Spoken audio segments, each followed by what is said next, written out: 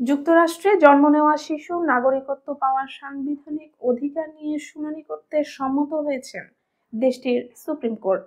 President Donald Trump জানুয়ারিতে দায়িত্ব গ্রহণের প্রথম দিনেই অবৈধভাবে বসবাস করা পিতামাতার সন্তানদের জন্মসূত্রে নাগরিকত্ব বন্ধ করার নির্দেশ দেন, যা পরে কয়েকটি নিম্ন আদালতে আটকা পড়ে। সুপ্রিম কোর্টে এখনো শুনানির তারিখ ঠিক হয়নি এবং রায় পেতে কয়েক মাস সময় লাগবে।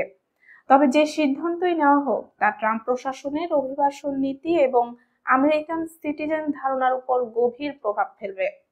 সংবিধানের 14তম সংশোধনীর আওতায় দেশটিতে জন্ম নেওয়া সব ব্যক্তিকে নাগরিকত্ব দেওয়া হয়েছে, কূটনৈতিক ও বিদেশি সামরিক বাহিনী ব্যতীত।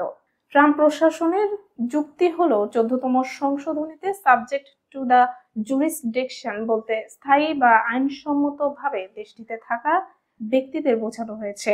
কিন্তু আমেরিকান সিভিল লিবার্টিস ইউনিয়ন এই আদেশের বিরোধিতা করে এবং বলছেন কোনো প্রেসিডেন্টই 14তম সংশোধনী পরিবর্তন করতে পারবেন না। যুক্তরাষ্ট্র এমন দেশগুলোর মধ্যে অন্যতম যেখানে জন্মসূত্রে নাগরিকত্ব স্বয়ংক্রিয়ভাবে মিলে। ট্রাম্পের আদেশের বিরুদ্ধে ফেডারেল কোর্ট কিছু সিদ্ধান্ত নিয়েছে যে এটি সংবিধান লঙ্ঘন করেছে, যদিও দুটি আপিল আদালত স্থগিতাদেশ বহাল রেখেছে। সুপ্রিম কোর্টের সাম্প্রতিক আদেশে নিম্ন আদালতের কর্তৃত্ব সীমার বাইরে যাওয়ার বিষয়টি উল্লেখ করা হয়েছে। 14তম সংশোধনী 1868 সালে গৃহযুদ্ধ শেষে প্রণীত হয়, মূলত মুক্তি পাওয়া দাস ও তাদের সন্তানদের জন্য। গবেষণায় দেখা গেছে জন্মসূত্রে নাগরিকত্ব বাতিল থাকলে 2045 সাল নাগাদ অননুমোদিত জনসংখ্যা 27 লাখ এবং 2075 সালে 50 লাখ পর্যন্ত বাড়তে পারে।